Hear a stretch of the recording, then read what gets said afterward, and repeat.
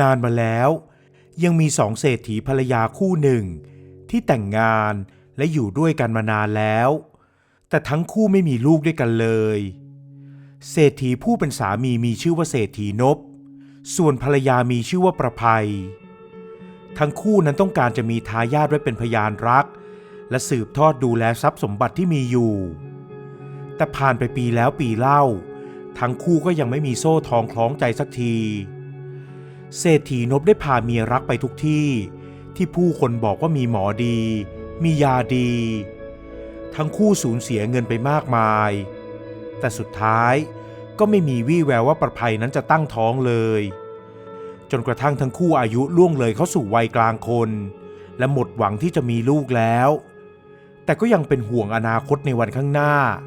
ว่าจะมีใครมาช่วยดูแลตัวเองและทรัพย์สินที่มีอยู่ประภัยจึงได้แนะนำสามีให้รับเด็กสักคนมาเลี้ยงไว้เป็นลูกจะดีหรือเขาไม่ใช่ลูกแท้ๆของเราวันข้างหน้าจะมีปัญหาอะไรหรือเปล่าอย่าคิดมากสิพี่ถ้าเราอบรมเลี้ยงดูเขาดีๆเขาก็จะเป็นคนดีเองนั่นแหละเศรษฐีนพและประภัยได้สอบถามไปยังญาติที่ต่างเมืองเพื่อที่จะสืบเสาะหาว่ามีใครต้องการที่จะให้ลูกหลานมาอยู่ในอุปการะของพวกตนบ้างหรือไม่และในวันหนึ่งก็ได้มีผู้หญิงชื่อว่าจำเรียงเดินทางมาหาประภัยและเศรษฐีนพจำเรียงบอกว่าตัวเองนั้นมาจากต่างเมืองและรู้จักญาติของประภัยด้วยเธออ้างว่าตนนั้นก็เป็นญาติห่างๆของประภัยซึ่งประภัยเองก็ไม่ได้รู้จักเธอแม้แต่นิดเดียวแต่เพราะเป็นคนจิตใจดีเธอจึงรับจำเรียงเข้าไปอยู่ในบ้านโดยให้จำเรียงนั้นคอยดูแลเธอและดูแลงานบ้านบางส่วนฝ่ายเศรษฐีนพนั้นไม่ค่อยชอบในตัวจำเรียงเท่าไหร่นักเพราะเขารู้ด้วยสัญชาตญาณของผู้ชายว่าจำเรียงนั้นยั่วยวนเขาแม้แต่ตอนที่อยู่ต่อหน้าประภัยจำเรียงก็ยังแสดงท่าทีออกมาอย่างเห็นได้ชัดถ้าพบเจอกันตัวต่อตัวจำเรียงก็มักจะออซ้อเขาและพยายามที่จะเข้าหาเขาจนเขาต้องตักเตือนอยู่บ่อยๆอย่าทำเช่นนี้เลยมันไม่งาม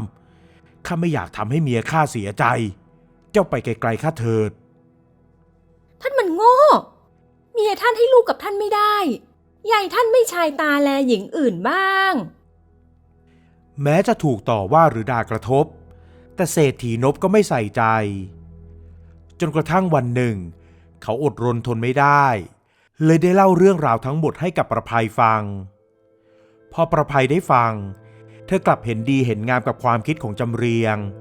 และบอกให้สามีนั้นรับจำเรียงเป็นเมียอีกคนแต่เศรษฐีนพไม่เห็นด้วยโดยเขาให้เหตุผลกับประภัยว่าเขานั้นรักประภัยเพียงคนเดียวและจะไม่มีลูกกับใครเด็ดขาด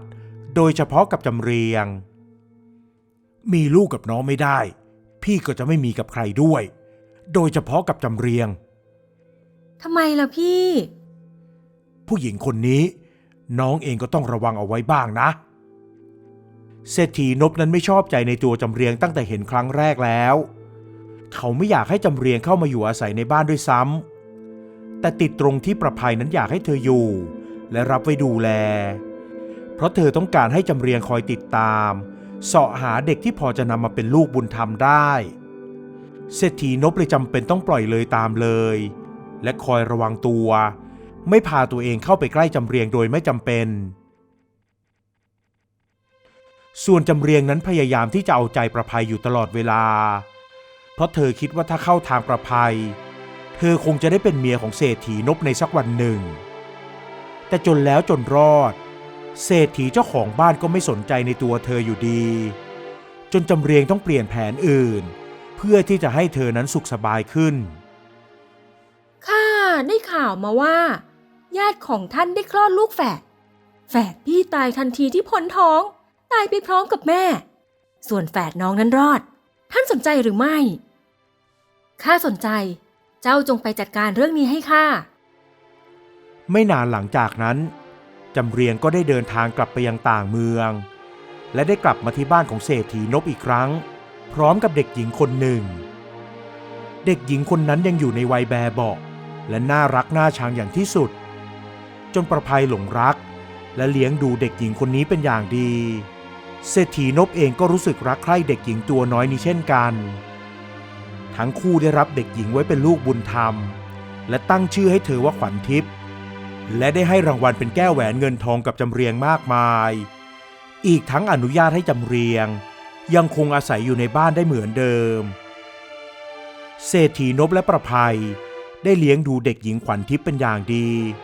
ชนิดที่ว่ายุงไม่ให้ไต่ไรไม่ให้ตอมกันเลยทีเดียวจนกระทั่งขวัญทิพย์อายุได้2 ขวบและอยู่ๆประภัยก็เกิดตั้งท้องขึ้นมาเศรษฐีนพนั้นตื่นเต้นมากและประภัยเองก็ไม่อยากจะเชื่อ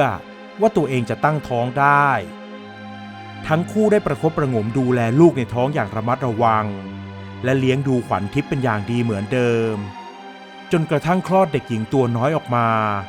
ประภัยก็ตั้งชื่อลูกของเธอว่าขวัญข้าวพอมีลูกน้อยเพิ่มขึ้นมาอีกคนประภัยก็ต้องการหาคนมาช่วยเลี้ยงดูขวัญทิพย์เพราะเธอนั้นต้องดูแลขวัญข้าวที่ยังเป็นทารกแบเบาะอยู่และจำเรียงที่คอยสอดส่องมองดูพฤติกรรมของคนในบ้านหลังใหญ่อยู่นั้นก็รับอาสาในทันทีซึ่งประภัยก็ยินดีเพราะจำเรียงนั้นเป็นคนนำพาเด็กหญิงขวัญทิพย์มาให้กับเธอ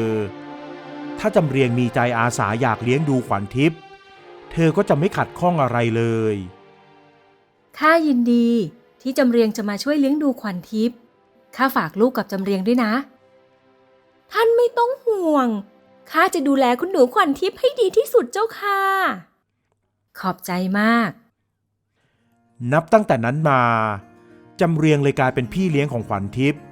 และคอยดูแลเธอแทนประภัยกับเศรษฐีนพเรื่อยมาประภัยนั้นด้วยความตื่นเต้นที่มีลูกสาวของตัวเองเธอจึงใส่ใจเลี้ยงดูเป็นอย่างดีแต่เธอก็ไม่ได้ทิ้งขว้างขวัญทิพย์เพราะเธอก็รักเด็กหญิงเหมือนเป็นลูกสาวจริงๆของเธอด้วยแต่ด้วยที่ขวัญข้าวยังเล็กมากทำให้เธอต้องดูแลเอาใจใส่เป็นอย่างดีจึงทำให้ขวัญทิพย์ต้องอยู่กับจำเรียงเสียมากกว่าจำเรียงนั้นรู้สึกหมั่นไส้ประภัยกับเศรษฐีนพมากเพราะเมื่อก่อนนั้นทั้งคู่ไม่เคยให้ขวัญทิพย์ต้องคลาดสายตาเลยแต่พอมีลูกสาวของตัวเองก็ปล่อยปละละเลยเด็กหญิงตัวน้อยให้อยู่แต่กับพี่เลี้ยงมากกว่าที่จะดูแลเองเฮ้ยทั้งหน้าหมั่นไส้หนึ่งลูกอิจฉาเมื่อเกิดจนได้สินะด้วยความหมั่นไส้เธอจึงพยายามที่จะดูแลขวัญทิพย์เองในทุกๆอย่างคอยอบรมสั่งสอนให้ขวัญทิพย์อิจฉาน้องและทำในสิ่งที่ไม่ถูกต้อง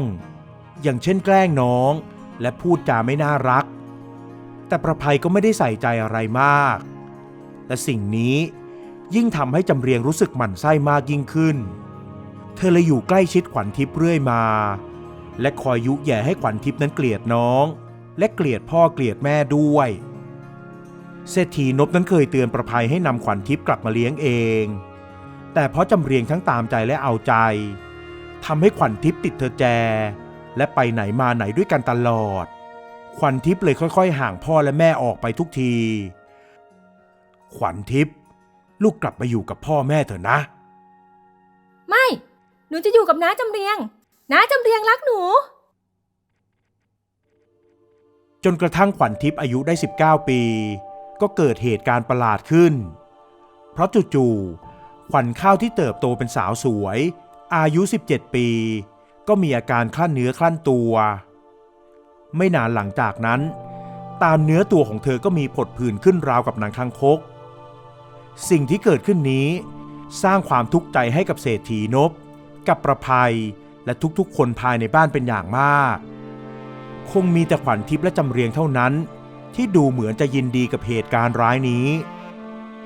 เศรษฐีนพได้ประกาศหาหมอเก่งๆเพื่อให้มารักษาขวัญข้าวแต่ก็ไม่มีหมอคนไหนรักษาได้และไม่นานหลังจากนั้นจู่ๆประภัยและเศรษฐีนพ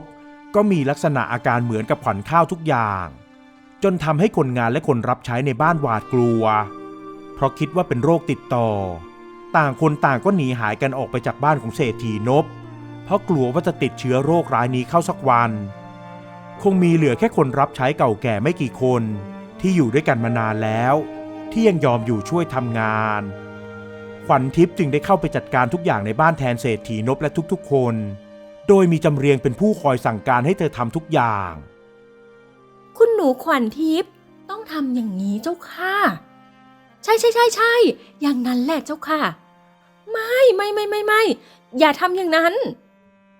โอ้ยรำคาญนะจำเรียงเสียจริงสั่งอยู่ได้จะไปไหนก็ไป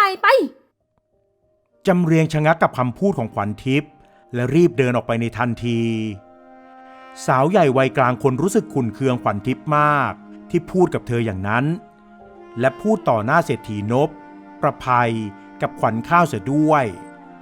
จำเรียงเลยรู้สึกว่าตัวเองเสียหน้าที่ถูกขวัญทิพย์พูดจาว่ากล่าวเธอเดินไประบายอารมณ์ใส่ต้นไม้ใบหญ้าที่อยู่หลังบ้านด้วยความโกรธเคืองโอ้ยนางเด็กปากยังไม่สิ้นกลิ่นน้ำนมคอยดูเถอะถึงเวลาของกูเมื่อไหร่พวกมึงจะต้องหมอบแทบเท้ากูขวัญทิพย์นั้นเธอได้ดูแลพ่อแม่และน้องสาวไปตามประสาบางวันเธอก็ดูแลบางวันเธอก็เฉยเมยและพอได้ขึ้นมาควบคุมทุกอย่างในบ้านเองก็ทำให้ขวัญทิพย์เริ่มไม่สนใจจำเรียงเธอนั้นสนใจแต่เรื่องสมบัติพัสถานที่พ่อแม่มีในวันหนึ่ง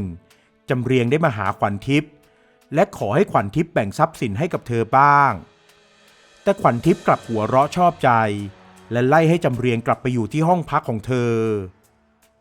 น้าจะบ้าหรือข้าไม่จำเป็นต้องแบ่งอะไรให้น้าเลยไปอยู่ในที่ของน้าไปน้อยอินางอกตัญญูเสียแรงที่กูเลี้ยงดูมาจำเรียงด่าทอแล้วก็หายหน้าออกไปจากบ้านและในค่ำคืนหนึ่งจู่ๆก็มีโจรกลุ่มหนึ่งเข้ามาปล้นบ้านของเศรษฐีนพพวกมันพยายามที่จะฉุดกระชากให้ขวัญทิพย์ไปกับพวกมันและเศรษฐีนพกับประภัยที่นอนป่วยอยู่นั้นได้เข้าไปช่วยเหลือลูกทั้งที่ตัวเองก็แทบจะไม่มีเรี่ยวแรงเคลื่อนไหวร่างกายหนึ่งในกลุ่มโจรได้เปิดผ้าคลุมหน้าออกและขวัญทิพย์ก็เห็นว่าเป็นจำเรียงน้าจำเรียงยายถึงทำเช่นนี้ไหนบอกว่ารักข้าสงสารข้าไม่ใช่หรือกูไม่ได้รักมึงกูเกลียดพวกมึงทุกคนเกลียดไอ้เศรษฐีนพที่มันหยามน้ำหน้ากูเลี้ยงมึงไว้แก้แค้นดอกและมึงก็ต้องตายเป็นคนแรกจำเรียงเงื้อมือที่ถือมีดนั้น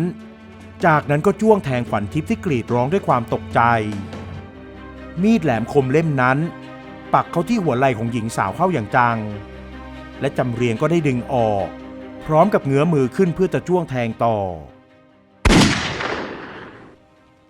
เสียงปืนที่ดังขึ้นนั้นทำให้ร่างของจำเรียงล้มทั้งยืนขวัญทิพย์หันไปมองก็เห็นเศรษฐีนพค่อยๆคลานมาหาอย่างอ่อนแรงในมือมีปืนยาวที่จัดการกับจำเรียงไปเมื่อสักครู่เศรษฐีนพและประภัยเป็นห่วงขวัญทิพย์มากทั้งคู่พยายามคลานมาหาเพื่อปกป้องเธอและเสียงปืนที่ดังขึ้นก็ทำให้คนอื่นๆในบ้านได้ยินและออกมาช่วยกันคนงานผู้ชายได้ไล่ยิงโจรกลุ่มนั้นจนพวกมันหนีหายไปกันหมดไม่นานหลังจากนั้นขวัญทิพย์ก็ได้นำยามารักษาเศรษฐีนพประภัยและขวัญข้าวเพราะเธอก็พอจะรู้ว่าทั้ง3คนนั้นป่วยด้วยโรคอะไรและต้องรักษาอย่างไรเพราะโรคร้ายที่ทั้ง3เป็นอยู่นั้นเกิดจากน้ำมือของจำเรียงนั่นเองจนกระทั่งทั้ง3คนหายดีและเมื่อเหตุการณ์ร้ายๆผ่านไปครอบครัวของเศรษฐีนพประภัยและลูกสาวทั้ง2คนก็เข้าใจกันและอยู่ด้วยกันอย่างมีความสุข